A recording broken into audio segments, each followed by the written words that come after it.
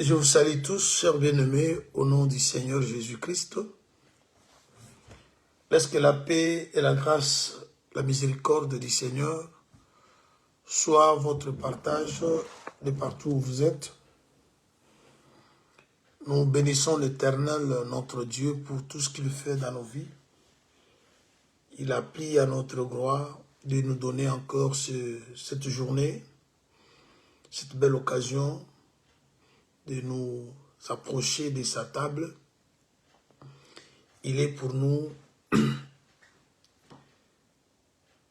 un soutien, une forteresse. Il est notre consolation. Chaque jour, le Seigneur ne cesse de nous consoler par sa parole. Bien-aimés, nous allons passer quelques minutes avec vous autour de cette table appelée table du Seigneur. Nous allons partager sa pensée. Toutefois, dans la marche que nous avons, sur les thèmes que nous exploitons avec vous, Dieu sait de quoi nous sommes formés. Nous allons prendre nos Bibles et nous allons lire l'écriture d'Ésaïe. C'est là où nous sommes. Nous sommes en train d'expliquer l'autel à l'Éternel au milieu du pays d'Égypte. Nous avons que l'Égypte parle du monde, mais on doit avoir un autel à l'Éternel au milieu du monde. Et cet autel ne peut être que dans l'Église, dans ta vie. Et pourquoi l'autel? Alors, je suis au chapitre 19. Je lis le verset 19 aussi. En ces mêmes temps, il y aura un autel à l'Éternel. Parce que en ces mêmes temps, c'est-à-dire, le verset 18 parle, ici, en ces temps-là, il y aura 5 villes. C'est-à-dire, le moment où les 5 villes parlent la langue de Canaan, c'est dans ces mêmes temps-là qu'il y a aussi un autel. C'est-à-dire, la langue de Canaan est collée à l'autel. Si vous parlez la langue de Canaan, vous devez aussi avoir l'autel à l'Éternel. Mais si vous ne parlez que la langue et que vous n'avez pas l'autel, c'est ce qui fera de vous une ville de destruction. Je crois, maintenant là, vous commencez maintenant à comprendre comment et pourquoi une ville parmi les 5 devait être appelée ville de destruction. Parce qu'il faut qu'il y ait 5 villes qui parlent la langue de Canaan.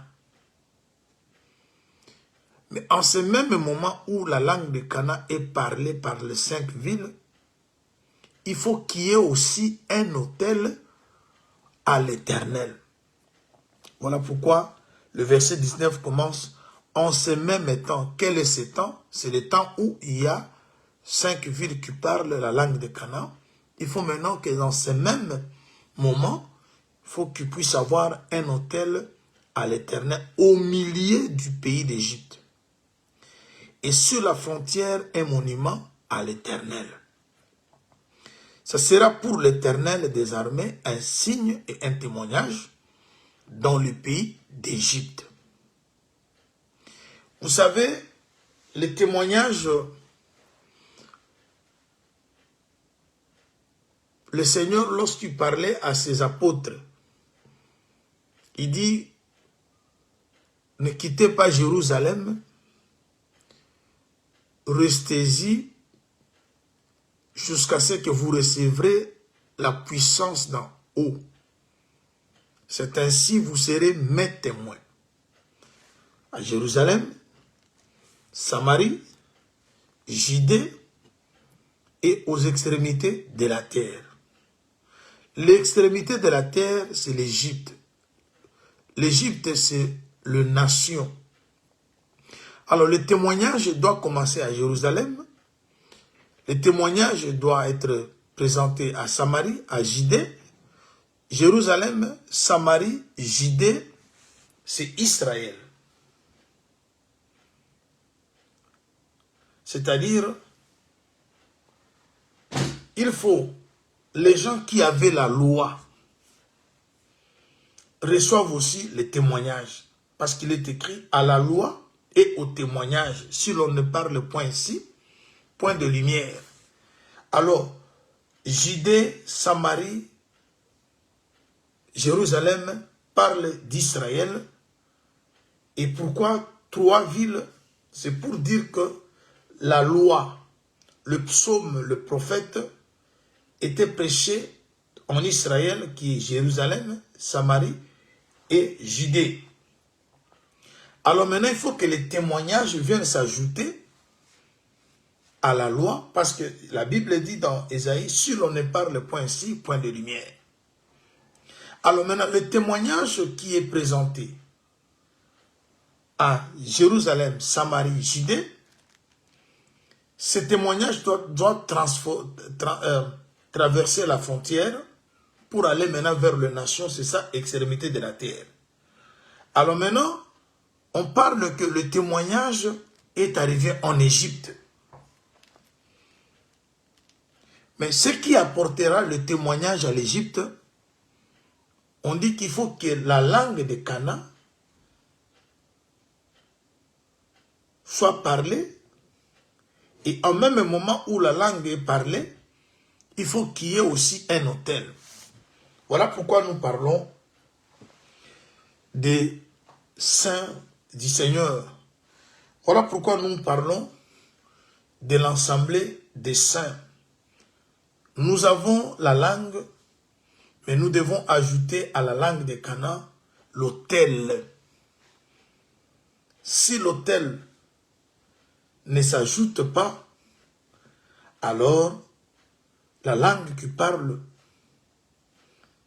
et les villes qui parlent la langue de Cana seront aussi une ville de destruction. Alors aujourd'hui, je veux, par la grâce du Seigneur, vous amener dans une autre profondeur, dans une autre dimension de ce qui concerne l'autel. Et j'aimerais d'abord, chers bien-aimés, que nous fassions une marche en arrière dans l'échange qui a eu, regardons l'échange qui a eu lieu entre Jésus et Pierre. Là, je vous invite dans Matthieu 26. Et puis nous allons, par la grâce du Seigneur, prendre d'autres écritures pour avancer. Nous sommes dans Matthieu 26.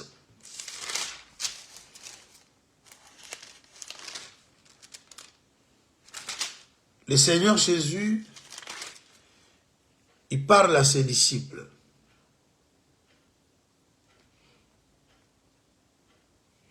Je commence au verset 30. Matthieu 26, 30.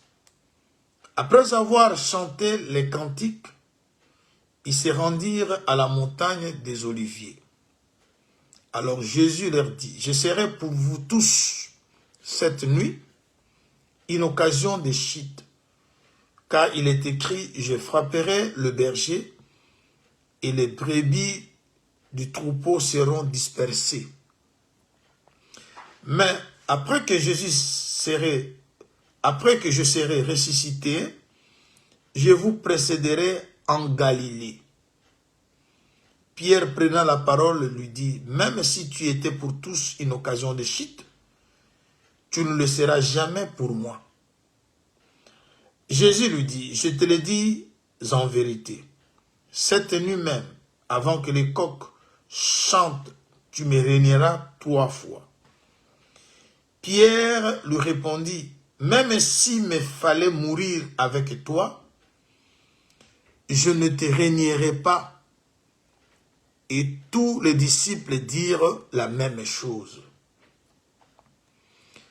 Là-dessus, Jésus alla avec eux dans un lieu appelé Gethsémani. Là, je saute pour le temps.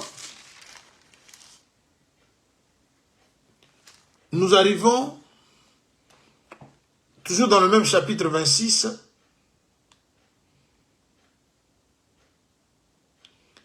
nous prenons le verset 58.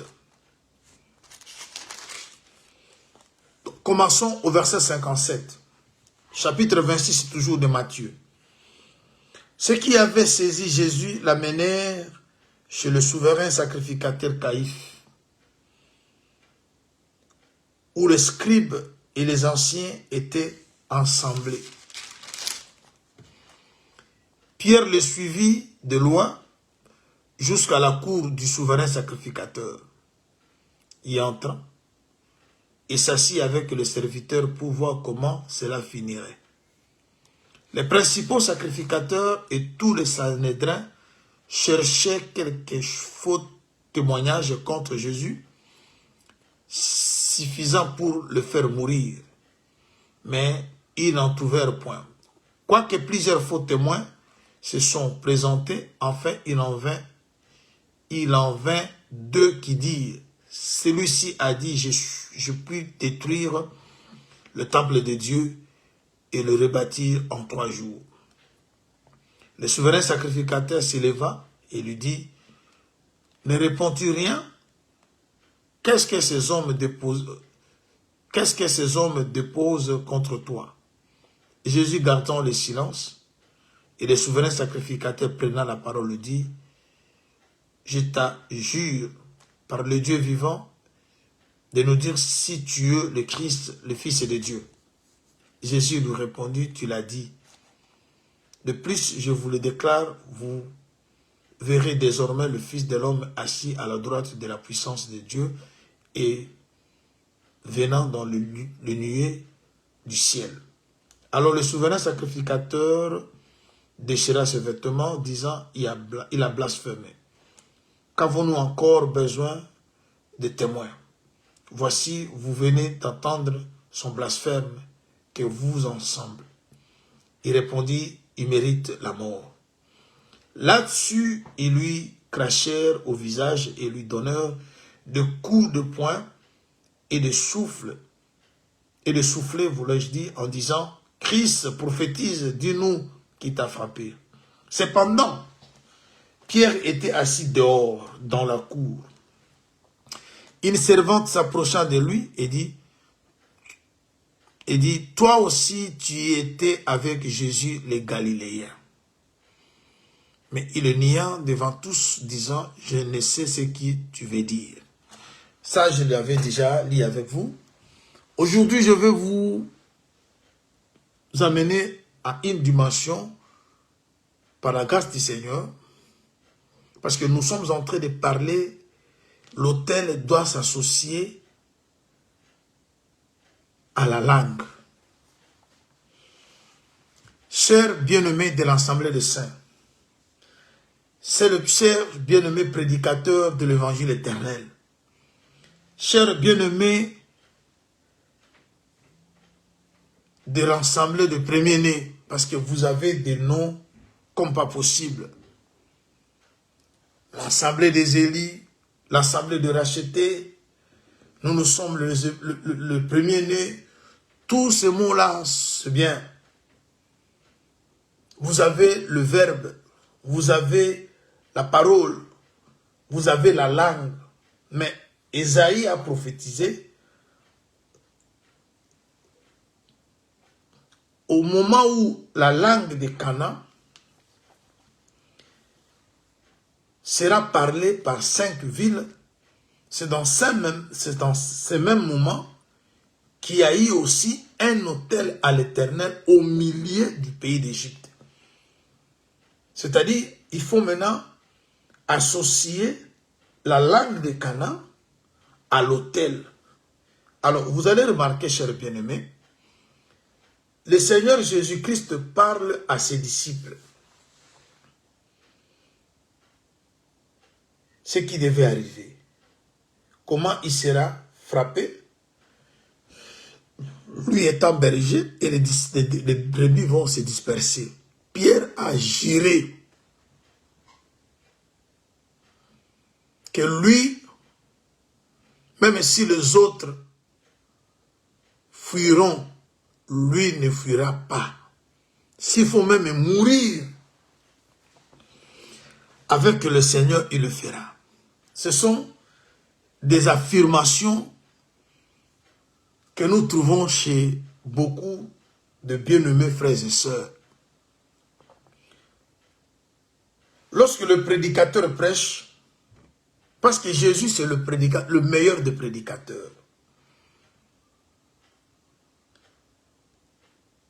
Et toutes ces déclarations, c'était des prédications.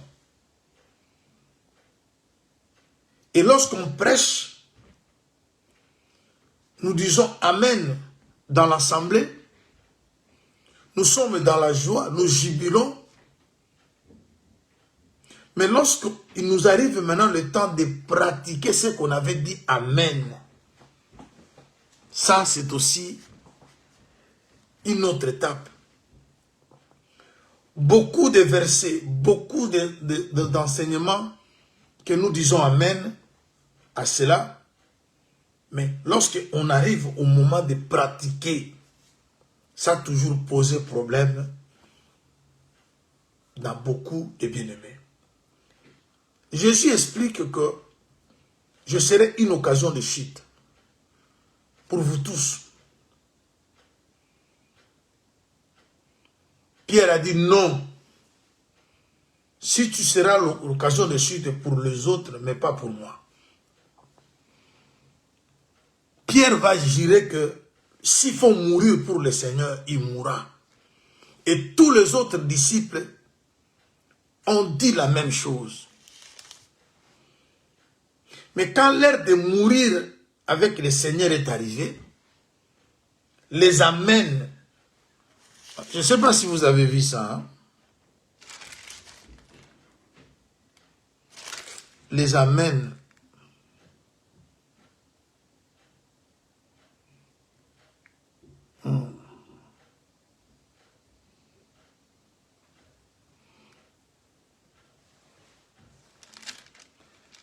Voilà. Alors, aujourd'hui, je vais vous parler de quelque chose de très important. Lorsque nous lisons les Écritures de foi, nous ne prêtons pas attention. Comme nous l'avons toujours dit que Dieu se cache dans les détails.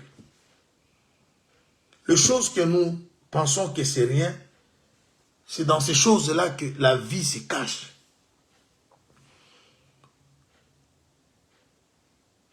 Jésus a parlé qu'il va être une occasion de chute. Pierre a dit non, tu ne le seras pas pour moi.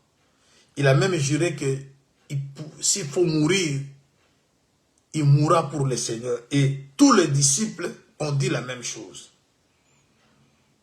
Mais Jésus a dit non, Pierre, tu vas me renier 3 fois avant que le coq chante. Il dit non, je ne le ferai pas. Alors, vous avez vu ici,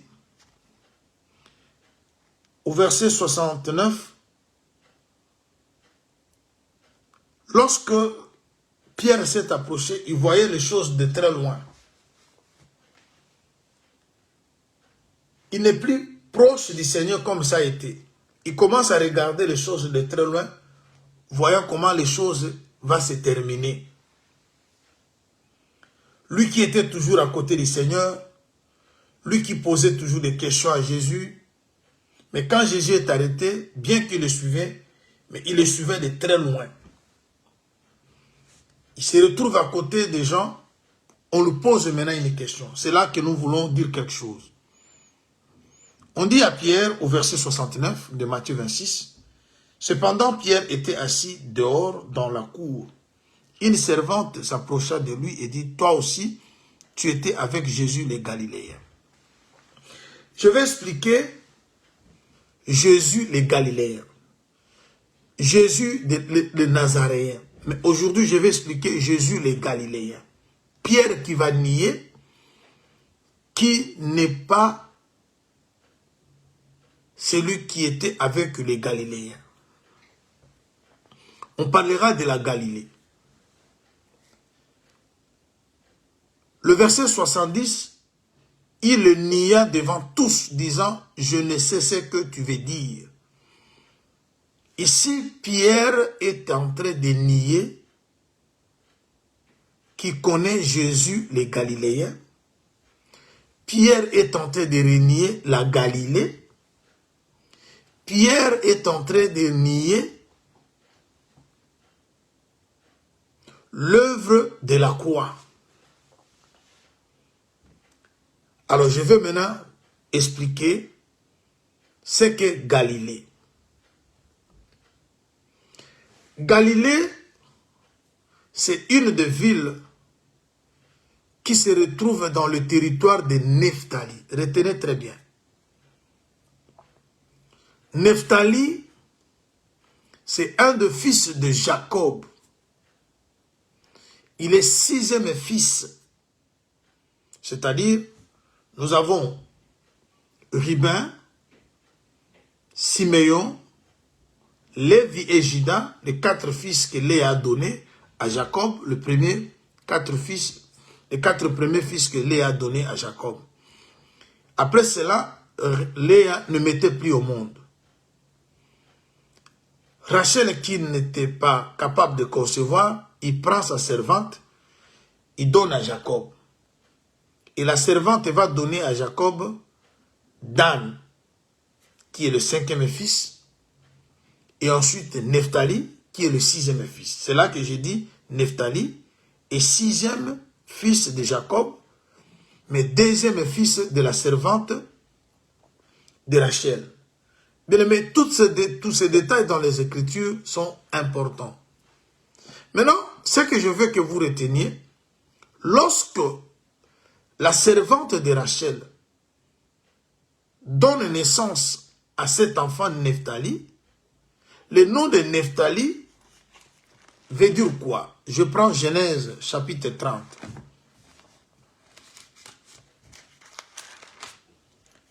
Je suis au chapitre 30.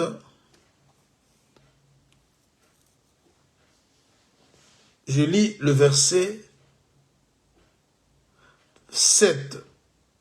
Bila, servante de Rachel, devint encore enceinte et enfantant un second fils à Jacob. Rachel dit, j'ai lutté divinement contre ma sœur et j'ai vaincu. Elle appela du nom de Nephtali. Nephtali, son nom veut dire j'ai lutté et j'ai vaincu. Et cette lutte, c'est une lutte qui se passe qui a eu lieu entre deux sœurs. Et Rachel, elle est la cadette. Elle a lutté contre sa sœur aînée qui est Léa. Mais dans le langage de Rachel, c'est elle qui a vaincu. C'est-à-dire le fruit d'un combat entre deux sœurs donne naissance à un fils appelé Nephtali. Alors, Léa et Rachel, les deux parlent de deux alliances. Et les deux alliances se sont bâties à la croix. Parce qu'à la croix, Jésus a combattu contre Moïse. Voilà pourquoi il est écrit, il a effacé l'acte et les ordonnances qui nous condamnaient. C'est-à-dire à la croix, la grâce a lutté contre la loi et la grâce a vaincu.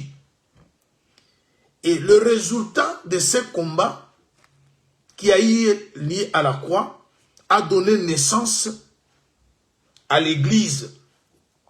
Parce que nous sommes le fruit de l'œuvre de la croix. C'est pour cela, chers bien-aimés, quand vous voyez le frère Paul dire que je n'ai pas cherché autre chose en venant vers vous, je cherchais que Jésus-Christ est crucifié.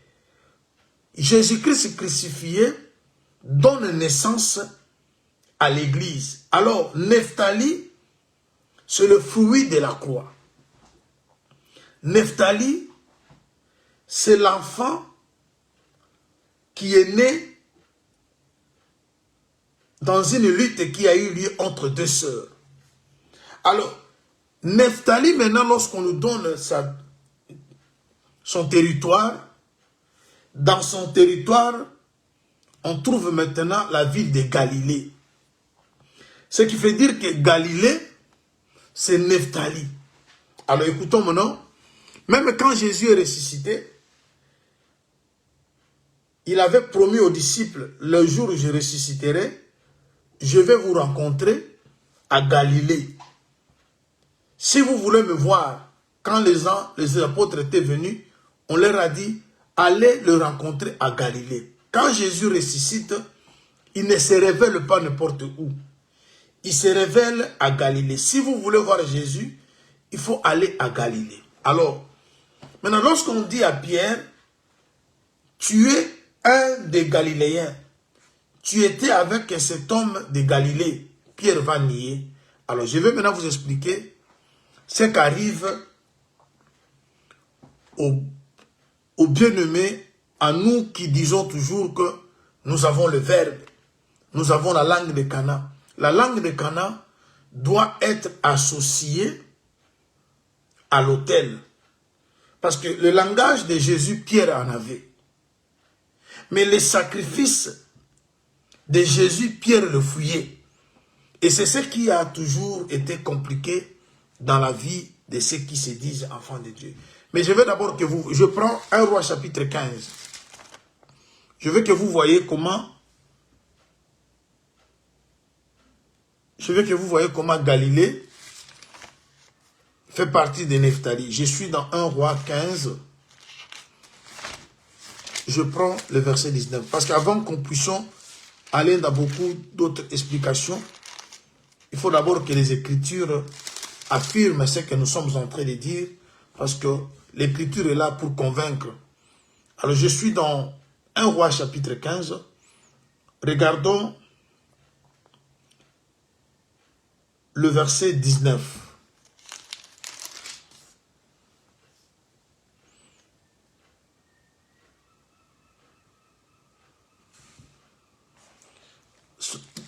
Deux rois, voulais-je dire, 2 rois 15. C'est 2 rois 15. Ce n'est pas un roi. 2 rois 15. Je m'excuse pour ça. 2 rois 15, 26, 19.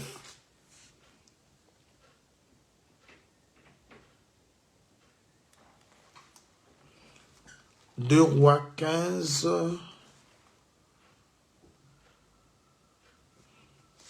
Un instant. Qu'est-ce que je suis en train de dire?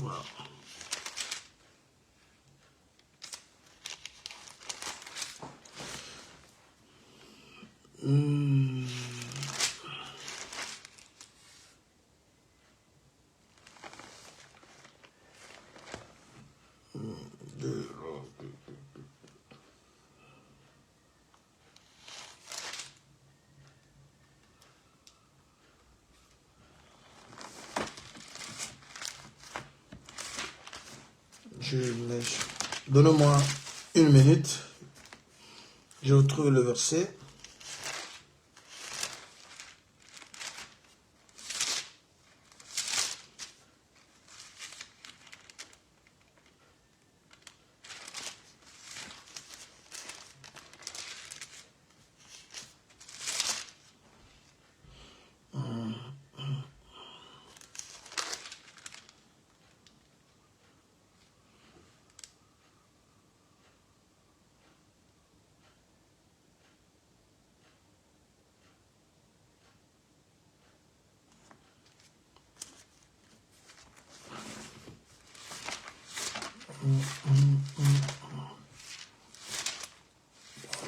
Prenons, j'ai juste besoin d'une écriture.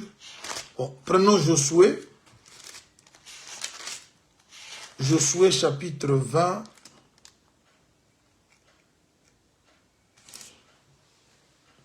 Verset 7.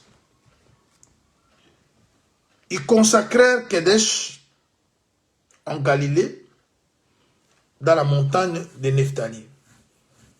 Cette écriture de Josué, chapitre 20, au verset 7, nous montre que le territoire de Nephtali, c'est dans le territoire de Nephtali qu'on trouvait la ville de Galilée. C'est-à-dire, lorsque nous parlons de Galilée, Galilée est Nephtali. Parce que les territoires qui étaient donnés à Nephtali, c'est dans ces territoires-là qu'on trouve la ville de Galilée.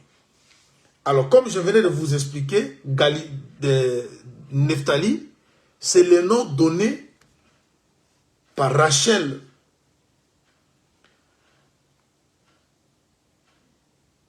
à l'enfant que Bila avait donné, le deuxième enfant de Bila, à Jacob. Parce que ce sont les mamans qui donnaient le nom. Pour les servantes, c'est leur maîtresse qui donnait le nom. Et pour Léa et Rachel, et elle-même donnait le nom. Alors, qu'est-ce qui se passe ici? Genèse nous a montré que le nom de Nephtali veut dire « j'ai lutté et j'ai vaincu ». Qui a lutté? Rachel est la cadette qui lutte contre sa sœur aînée Léa. Les deux sœurs, ce sont les deux alliances qui devaient devenir les femmes d'un seul époux qui est Jacob. Le véritable Jacob, c'est le Seigneur Jésus-Christ qui a rassemblé en lui des alliances. Alors, à la croix, la loi et la grâce s'étaient battues.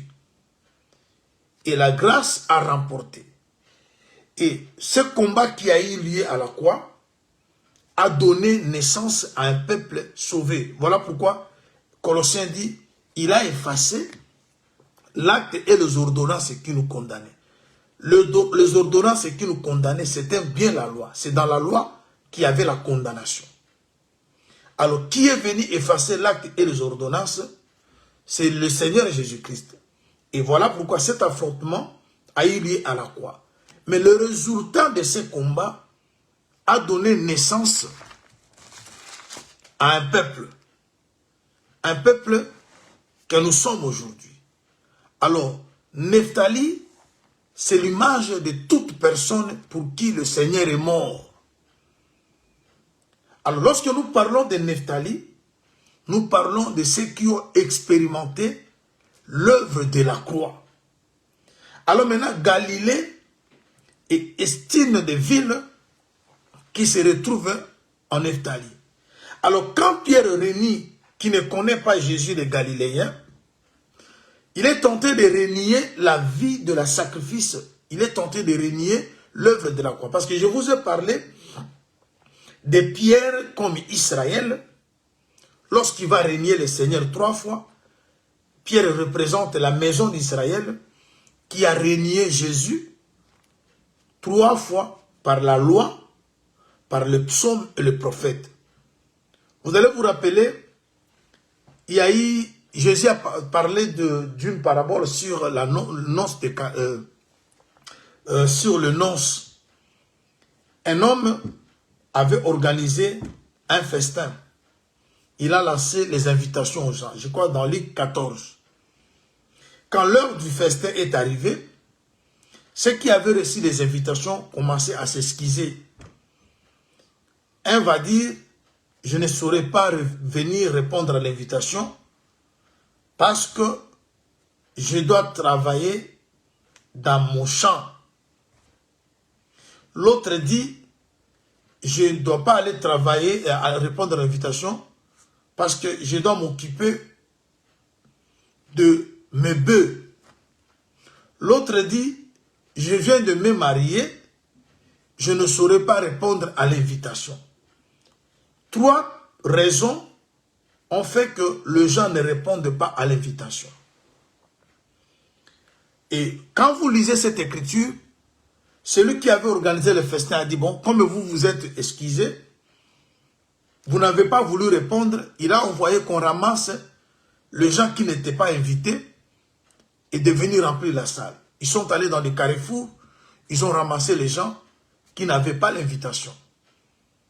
Et ils ont rempli la salle. Quand nous expliquons par l'Esprit du Seigneur cette parabole, ceux qui avaient reçu l'invitation, parce qu'on envoie l'invitation qu'à une personne connue. Et dans l'invitation, on notifie, on donne la raison de l'invitation. Pourquoi vous êtes invité? Si c'est une fête du mariage, on va vous signaler. Si c'est un anniversaire, on va également signaler. Et dans l'invitation, on mettra le nom de la personne qu'on invite. Ce qui veut dire que la personne est connue. Dans l'invitation, on mettra la date ainsi que le lieu. Et l'invitation ne représente que la loi qui a été envoyée à un peuple connu. Parce que Israël était choisi de Dieu, il était connu lorsque nous étions négligés. Et quand Dieu envoyait sa parole, il envoyait sa parole à un peuple connu qui est Israël. Voilà pourquoi tous les prophètes n'allaient que dans la maison d'Israël. Même quand Jésus est venu, il a dit qu'il n'était venu qu'aux brebis perdues de la maison d'Israël. Il a même répondu à une femme cananéenne, il dit qu'on ne peut pas donner les choses des enfants aux chiens. Ce qui veut dire que Israël, il était l'invité de Dieu parce qu'il était connu. Et la loi signalait à Israël la venue de Jésus. La loi signalait la venue de Jésus. Israël attendait Jésus venir. Voilà pourquoi ils avaient toujours posé, même la femme samaritaine a dit, n'est-ce pas toi le Christ? Parce que Israël savait qu'un Messie viendra. Cependant, les nations ne savaient rien. Et l'invitation qu'on avait envoyée, c'est la loi. Maintenant, quand ces gens répondent par donnant, ces gens donnent trois raisons. Je viens de me marier. Vous savez que le mariage, c'est une alliance. Israël avait une alliance avec Moïse. Voilà pourquoi il a préféré de rester avec Moïse que d'aller répondre à l'invitation de Jésus. Rappelez-vous de Jean 9. Quand cet aveugle de naissance est guéri, on était en train de lui poser plusieurs questions. Il dit, mais je vous ai déjà répondu. Pourquoi insistez-vous? Voulez-vous devenir ses disciples? Les gens ont dit que c'est toi qui es son disciple. Nous sommes disciples de Moïse. Ce qui veut dire qu'Israël considérait le mariage qu'il avait avec Moïse, avec la loi. Il ne voulait pas quitter ce mariage pour aller s'attacher au Seigneur. C'est ça le refus qui a fait que Israël, la raison qui a fait qu'Israël refuse répondre à l'invitation. Lorsque ces gens disent que nous venons d'acheter 5 bœufs, paires de bœufs. Quand vous avez 5 paires de bœufs, vous avez du bœuf. Et je dois m'en occuper. Ça parle de 10 commandements. La loi est aussi symbolisée par les 10 commandements. Le Seigneur, lorsqu'il est venu, il a pris 10 commandements. Il les a ramenés en 2. Israël marchait avec 10 commandements. Mais Jésus nous a présenté 2. Aimer Dieu et aimer les prochains. Parce que dans les 10 commandements, 6 commandements montraient à l'homme comment aimer son prochain. 4 commandements montraient à l'homme comment aimer son Dieu. Alors Jésus a expliqué maintenant que le commandement n'est que l'amour. Si vous aimez Dieu, vous accomplissez 4 commandements qui disent tu n'auras pas un autre Dieu devant ta face, tu te prosterneras, vous voyez. Et les 6 autres commandements, ça parle de l'amour que l'homme doit avoir vis-à-vis de son prochain. tu ne feras pas de faux témoignages, tu ne prendras pas ce qui appartient à autrui, ainsi de suite. Lisez ça calmement dans Exode 20, vous verrez que 6 commandements montrent comment on doit aimer son prochain et 4 montrent comment on doit aimer Dieu. Alors Jésus a compris, il a expliqué, aimer Dieu, c'est parce qu'il y en avait 2 tablettes. Ce qui veut dire que le 6 commandements sur une tablette, les 4 sur un autre. Et Jésus les a résumés en 2. Aimer Dieu, c'est une des tablettes. Aimer son prochain, c'est un autre. Alors maintenant, quand ces gens disent que non, nous avons acheté nos 5 paires de bœufs, nous ne pouvons pas aller, c'est-à-dire, Israël s'accroche toujours à la loi, il ne veut pas aller répondre à l'invitation. L'autre va dire, j'ai acheté mon champ et je ne dois pas aller à l'invitation, je dois m'en occuper. Parler du champ, c'est parler de la sémence. Israël s'accrochait toujours à la sémence de la loi parce que c'était une sémence. Alors voilà les 3 raisons, voilà pourquoi je vous explique que lorsque Pierre disait, il a régné 3 fois, ça explique que quand Pierre représente Israël, ça explique comment Israël s'accrochait à la loi, aux psaumes et aux prophètes.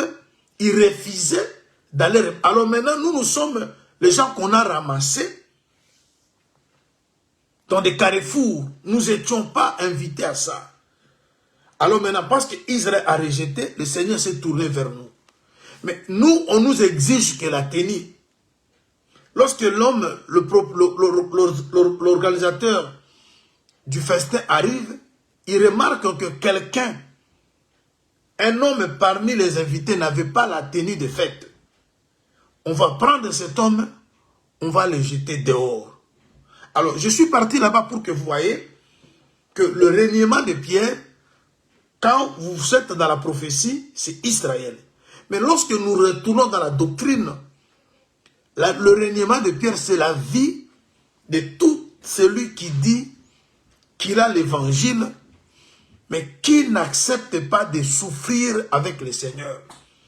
Vous reniez d'être galiléen. Oh, être galiléen, c'est être Nephtali. Parce que la Galilée, c'est la partie de Nephtali. Alors, déjà là, vous verrez que le frère Pierre, le langage, il en avait. Ça ne se cachait pas. Mais la vie du sacrifice, c'est de mourir, parce que si tu es galiléen,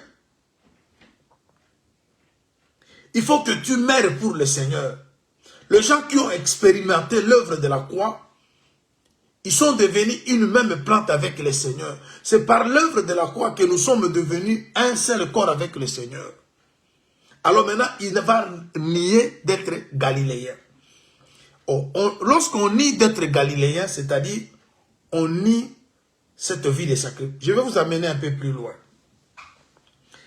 Chers bien-aimés, nous sommes dans le livre de Daniel, parce que ici nous sommes en train de parler de Daniel. On a eu le temps de parler de Noé, nous parlons de Daniel et de ses compagnons. Prenons Daniel chapitre 3.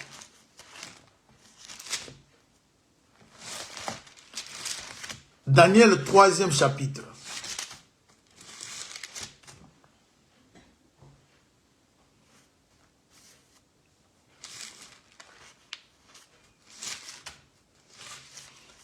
À partir du verset 20.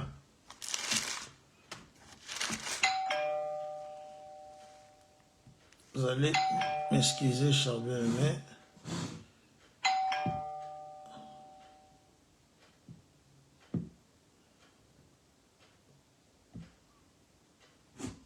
J'avais... Voilà. Nous prenons Daniel chapitre 3.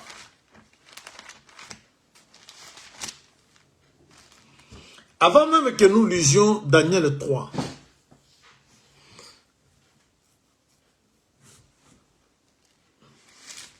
avant que nous lisions Daniel 3, verset 20 au verset 27, notez ces versets, mais j'aimerais que nous voyions une écriture dans le livre d'Apocalypse.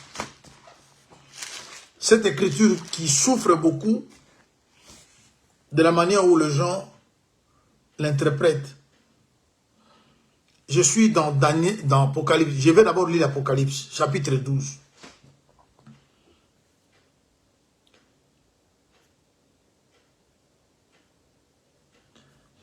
Le verset 7. Il y eut guerre dans les ciels. Michel et ses anges combattirent contre les dragons, et les dragons et ses anges combattirent. Mais ils ne firent pas le plus fort, et leur place ne fut plus trouvée dans les ciels.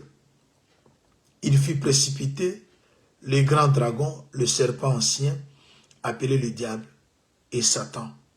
Celui qui séduisait toute la terre, il fut précipité sur la terre, et ses anges furent précipités avec lui. Et j'entendis dans le ciel une voix forte qui disait, « Maintenant, le salut est arrivé, ainsi que la puissance et le règne de notre Dieu et l'autorité de notre Christ. Il a été précipité, l'accusateur de nos pères, de nos frères, celui qui les accusait devant notre Dieu jour et nuit. Ils l'ont vaincu à cause du sang de l'agneau et à cause de la parole de leur témoignage. Ils n'ont pas aimé leur vie jusqu'à craindre la mort.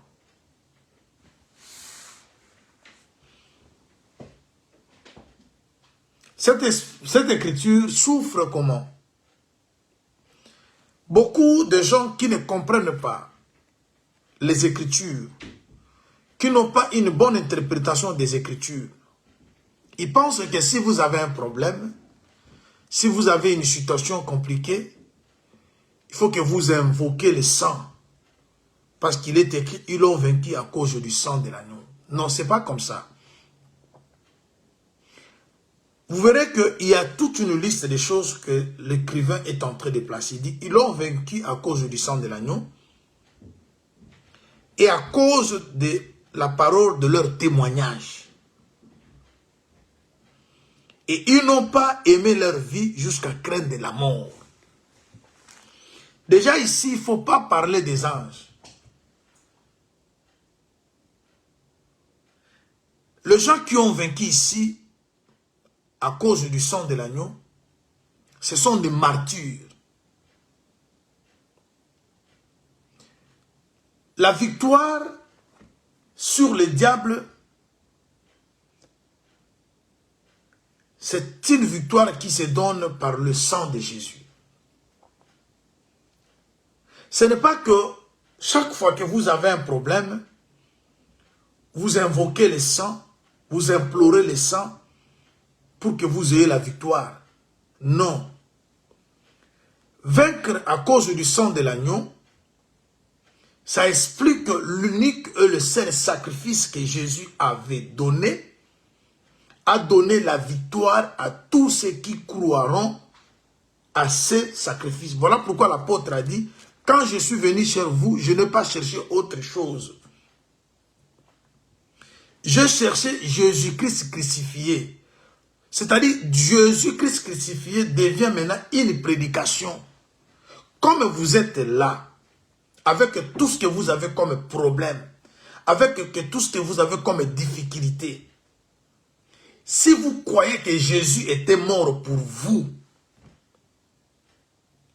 Jésus avait donné sa vie en sacrifice pour vous, c'est cette foi-là, à l'action faite, à l'œuvre réalisée par Jésus, vous donne la victoire, parce qu'il est écrit, si Dieu n'a pas épargné son Fils, il a livré pour nous.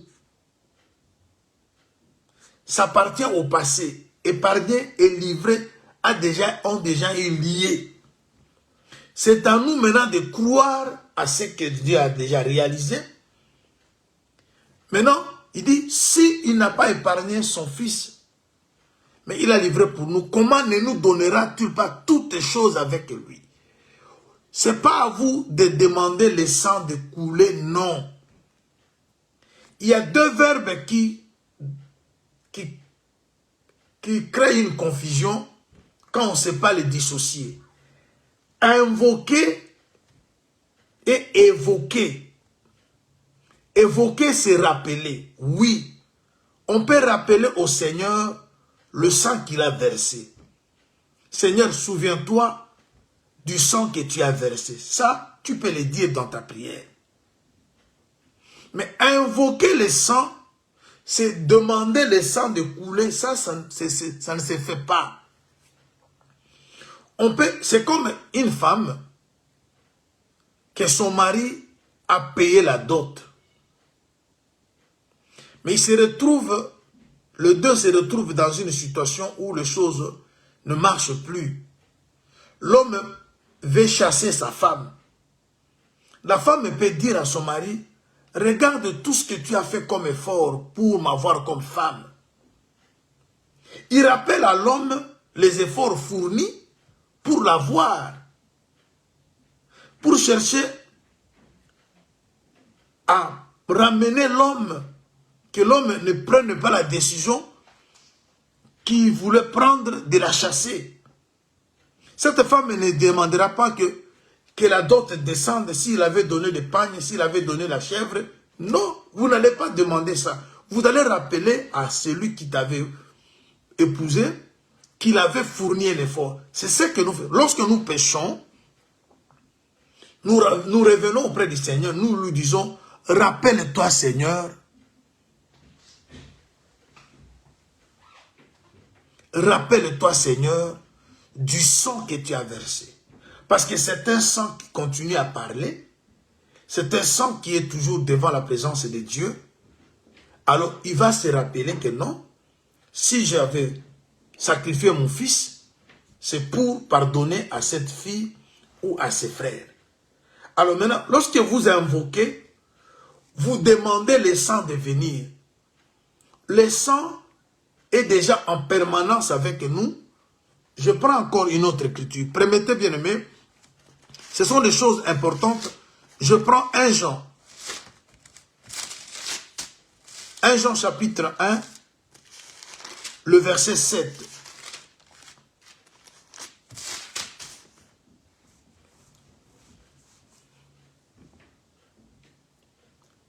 Jean 1, 7. Mais si nous marchons dans la lumière, comme il est lui-même dans la lumière, nous sommes mutuellement en communion et le sang de Jésus, son Fils, nous purifie de tout péché. Cette écriture aussi souffre. Il dit que non, voilà, on dit que le sang nous purifie de tout péché. Il faut commencer à implorer le sang. Non. Regardons l'écriture. Si nous marchons dans la lumière, comme il est lui-même dans la lumière, nous sommes en mutuelle communion. Une fois que vous êtes dans la lumière avec le Seigneur, vous êtes en parfaite communion, vous devenez un même corps. Le sang fait son travail sans votre demande. Ici, on n'a pas dit que vous demandez le sang. Parce que lorsque vous êtes en mutuelle communion, c'est-à-dire vous faites partie du corps, le doigt, mon doigt comme ton doigt, ne demande pas le sang, mais le cœur qui a le devoir d'envoyer le sang dans tout le membre du corps. Bien aimé, l'église c'est un corps. Jésus c'est la tête, nous sommes les membres. Et dans ce corps, il y a le sang qui fait son travail sans qu'un membre puisse demander. Vous comprenez? Alors, chers bien-aimés, ils l'ont vaincu à cause du sang de l'agneau. C'est-à-dire, notre victoire dépend de ce que la croix a réalisé. Et du témoignage. Et ensuite, nous n'avons pas eu peur de la mort. Ça, c'est une partie importante. Vous savez que Jésus était mort à la croix. Mais comment quelqu'un qui est mort devient victorieux? C'est pour dire que lorsque vous affrontez les sacrifices, lorsque vous acceptez de mourir, c'est là que vous devenez fort. Et c'est un problème de l'autel. On a tous la parole. Nous parlons la langue de Cana. Mais le moment où la langue de Cana est parlée, c'est le même moment qu'on doit avoir l'autel. Et sur l'autel, maintenant, qu'on doit maintenant avoir la vie des sacrifices. Ce qui tue beaucoup dans les assemblées des saints, ils n'ont pas cette vie de sacrifice. Une vie liée à l'œuvre de la croix. Une vie qui est la vie des Galiléens. La Galilée, c'est Nephtali, qui est le fruit de l'œuvre de la croix. Alors, remarquons maintenant ce qui se passe dans le livre de Daniel. Daniel chapitre 3. Parce que Daniel et ses compagnons, ils sont arrivés en Babylone. Le roi de Babylone voulait que ces jeunes hommes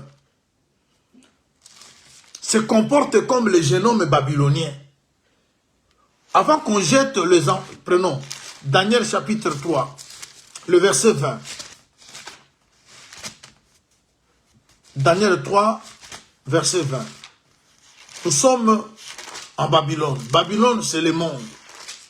Alors, qu'est-ce qui se passe à ces jeunes hommes qui sont de la race royale, qui sont des familles nobles, des enfants qui étaient doués de sagesse et de l'intelligence. Je suis au chapitre 3 de Daniel à partir du verset 20. Puis commandant à quelques-uns des plus vigoureux soldats de son armée de lier Shadrach, Meshach et Abednego et de le jeter dans la fournaise ardente.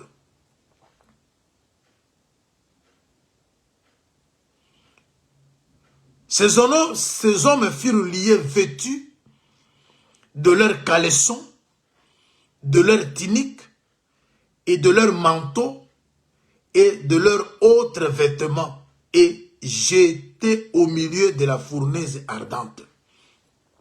Comme l'ordre du roi était sévère et que la fournaise était extraordinairement chauffée, la flamme tua les hommes qu'il y avait jetés, Shadrach, Meshach et Abednego. Et ces trois hommes, Shadrach, Meshach et Abednego, tombèrent liés au milieu de la fournaise ardente. Alors le roi Nebuchadnezzar fit effrayé de s'éleva précipitamment, il prit la parole et dit à ses conseillers, n'avons-nous pas jeté au milieu du feu trois hommes liés? Il répondit au roi, certainement au roi. Il reprit, il dit, eh bien, je vois 4 hommes sans lien qui marchent au milieu du feu et qui n'ont point de mal.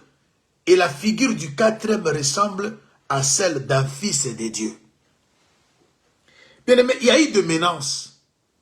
Si vous n'avez pas, vous n'allez pas vous prosterner, nous allons vous jeter dans la fournaise.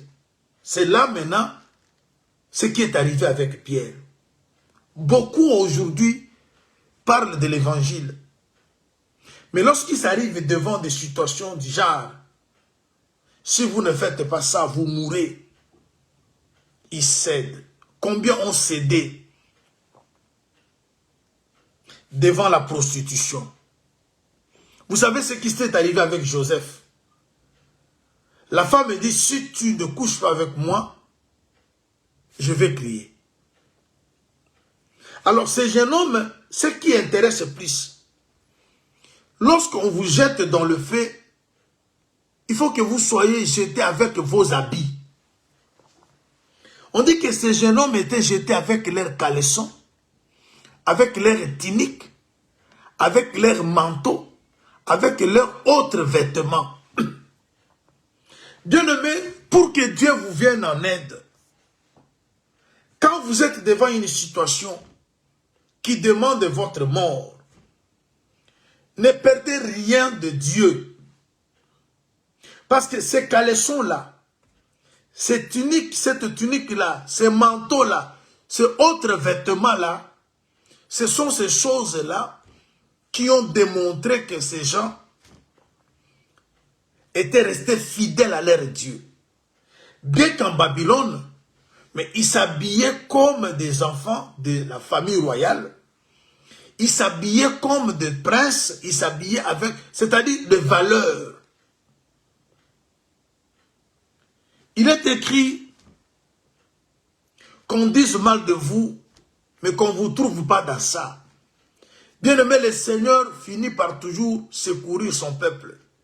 Alors, quand vous avez l'évangile, vous avez la langue de Canaan, apprenez aussi à souffrir pour ce Seigneur. Il y aura des choses très difficiles qui peuvent arriver. Mais si vous restez fidèle à Dieu, en ayant les caleçons, le temps me manque pour parler des caleçons, le temps me manque pour parler de la tunique, de manteau et de tout autre vêtement. Ils sont jetés dans le feu avec leurs vêtements. Et le quatrième homme les a rejoints dans le feu. Le malheur atteint souvent les justes et Dieu l'en délivre. Ils étaient liés, jetés dans le feu, liés, mais on les voit marcher dans le feu sans sentir quelque chose de mal. Alors je vais dire ceci. L'évangile, nous en avons. La langue de Canaan, nous en avons. Mais Dieu nous attend au sacrifice. La vie des sacrifices. Acceptez de perdre pour Jésus. Acceptez qu'on puisse se moquer de vous pour Jésus. Acceptez qu'on puisse vous faire du mal pour Jésus. Bien-aimés, tout cela, le Seigneur prend compte de tout ça. Alors, Pierre qui va refuser, qui n'est pas galiléen, pourquoi il avait refusé, qui n'est pas galiléen, ou il avait refusé de connaître les Galiléens? Parce que s'il acceptait pour lui, on devait le tuer comme on devait tuer Jésus. Mais lui qui avait juré, s'il faut mourir, je vais mourir. Mais lorsque la pratique vient, ça posait problème. C'est ce qui se passe dans nos assemblées. Même comme nous enseignons là, nous aimons cette parole. Mais quand nous serons devant la réalité, la parole qu'on avait dit amène à ça, quand elle était enseignée à l'église, dans l'assemblée, lorsqu'on parlait que la femme doit être soumise, les sœurs disaient amen. Lorsqu'on parlait que les hommes doivent aimer leur mari, on disait amen. Mais lorsqu'on est dans la vie de chaque jour, on est devant une réalité, on doit aimer cette femme, on doit être soumise devant cet homme. Maintenant, ça devient compliqué. Dire à la main, parce que vous avez vu que et Pierre et tous les autres avaient dit la même chose, que nous allons mourir avec toi. Mais ce n'est pas ce qui s'était passé. Bien-aimés, écouter la parole de Dieu, c'est bien. Mais vivre la parole de Dieu, c'est aussi une autre dimension. Et Dieu nous attend à la pratique de la parole. Alors, dans les assemblées des saints, nous ne pouvons pas refuser que nous avons l'enseignement. Nous en avons. Mais ça ne s'arrête pas simplement à faire des bruits que nous faisons. Il y a aussi l'autel. Parce que dans un même temps, où la langue de Canaan est parlée, c'est dans ce même temps-là qu'on doit trouver un autel. C'est l'autel qui fera maintenant qu'on puisse présenter à Dieu des offrandes. Et prenons maintenant le cas de Daniel. Nous sommes dans Daniel chapitre 5. La même chose qui arrive à ses frères, c'est ce qui va arriver à Daniel. On va maintenant l'obliger et il va être jeté dans une fosse au lion. Vous voyez? C'est-à-dire, on le met devant la mort. Mais il ne va pas reculer. Il affronte cette mort.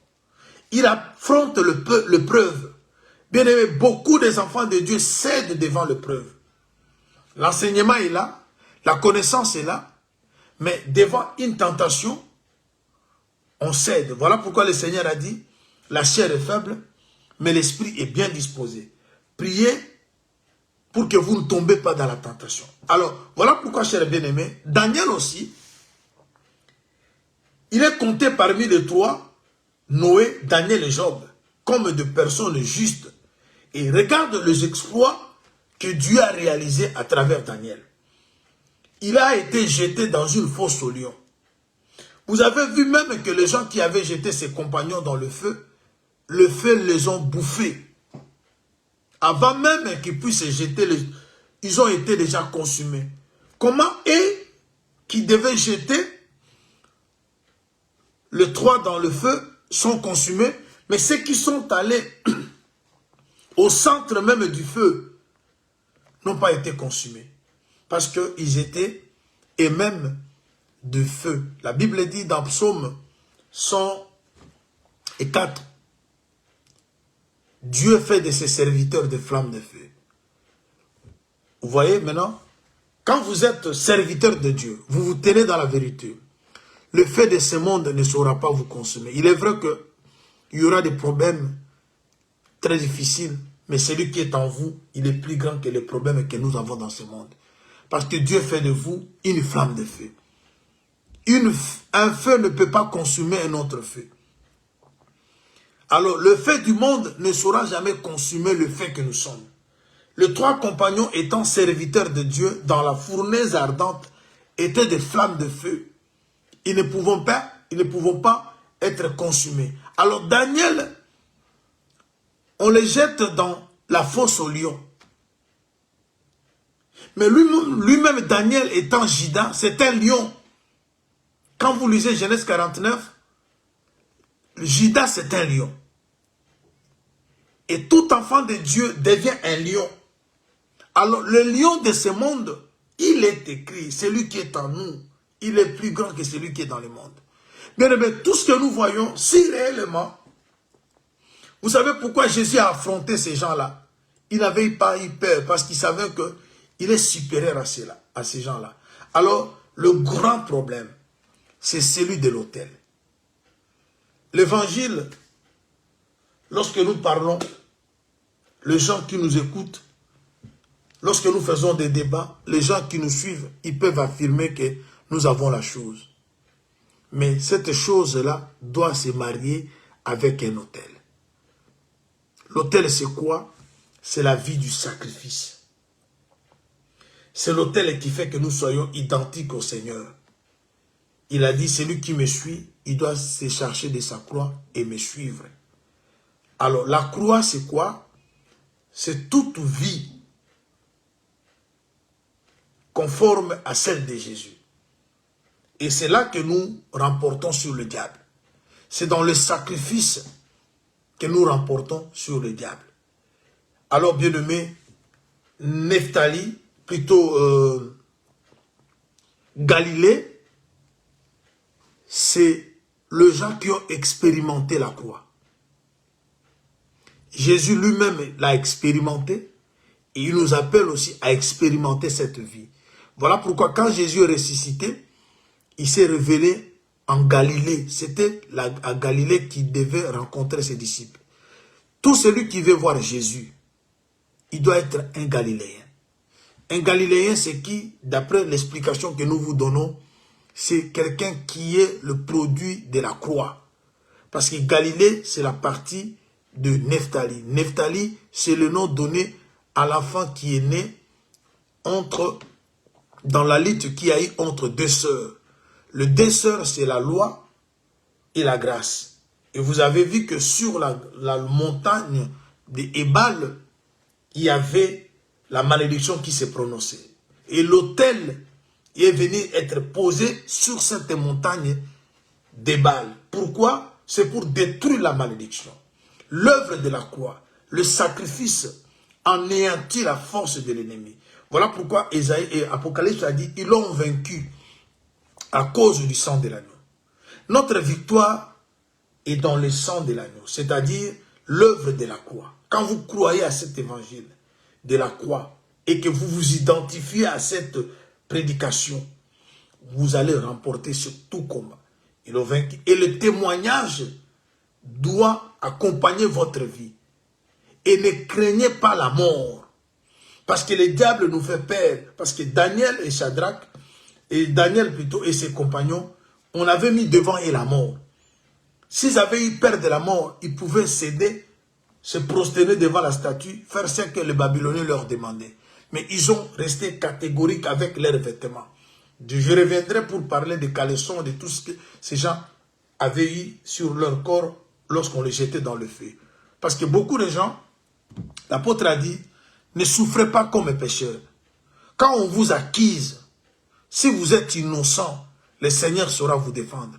Mais si vous êtes coupable, il faut confesser. Il y a d'autres accusations. Si vous reconnaissez que vous êtes coupable, ne priez pas que non, Dieu va... Non, pour que Dieu te défende, il faut confesser. Mais si tu es innocent et on t'accuse plutôt des choses que tu ne connais pas, le Seigneur va s'élever. Vous avez vu ce qui s'est passé avec Job. N'allez pas confesser un péché que tu n'as pas commis. Même si on va te questionner plusieurs fois, la chose que tu n'as pas faite, n'affirme pas. Parce que si vous affirmez pour plaire à quelqu'un, vous mentez. Joseph n'a jamais confessé le péché du genre, j'étais sorti avec la femme de mon maître. Non, parce qu'il n'avait pas fait ça. On l'a puni, on l'a mis en prison, mais Dieu a fini par le justifier, parce qu'il était innocent. Alors si vous êtes innocent, si vous avez votre tunique, si vous avez votre caleçon, si vous avez votre vêtement, si vous avez tous vos habits dans le feu, le quatrième viendra vous rejoindre dans le feu. Il va briser tous les liens. Vous êtes dans le feu, mais sans lien. Parce que nous avons des liens que nous avons reçus par-ci, par-là. Mais nous avons un homme qui a vaincu pour nous rendre libres. Alors, chers bien-aimés, la langue de Cana, c'est bien. Mais à côté de cette langue, il faut qu'il y ait un autel. Parce qu'il faut que les deux marchent ensemble. La vie de la parole et la vie de la prière. On ne peut pas simplement avoir la parole et négliger la prière. Parce que l'autel, c'est aussi la prière. C'est aussi le sacrifice. Alors, vous avez l'enseignement, aimez aussi la prière. Parce qu'il persévérait dans la parole, dans l'enseignement, ainsi que dans la prière. Alors, la prière, Jésus a dit, veillez et priez pour que vous ne tombez pas dans la tentation. Ils avaient la parole au milieu de qui était Jésus, mais il leur demande de prier pour qu'il soit complet. Vous avez l'enseignement, vous connaissez tous les enseignements, vous connaissez les grands thèmes, vous connaissez beaucoup d'interprétations, mais associons cela à l'autel. Que le Seigneur vous bénisse. On se retrouve demain pour la suite. Soyez bénis, bien-aimés dans le Seigneur. Vous qui aimez Dieu, nous savons la langue de Cana et nous devons aussi avoir l'autel à l'Éternel au milieu du pays d'Égypte. Il faut que nous associons et l'enseignement et la vie de la prière et la crainte de Dieu et les sacrifices. Il faut que nous ayons tous nos vêtements, même si on nous jette dans le feu, ne quittons pas la justice. Si tu aimes, continue à aimer. Si tu partages, continue à partager. Ce sont des choses qui feront que le quatrième te rejoigne dans le feu. Que Dieu te bénisse. On se retrouve prochainement. Je vous souhaite une excellente journée. Demeurez bénis au nom de Jésus-Christ.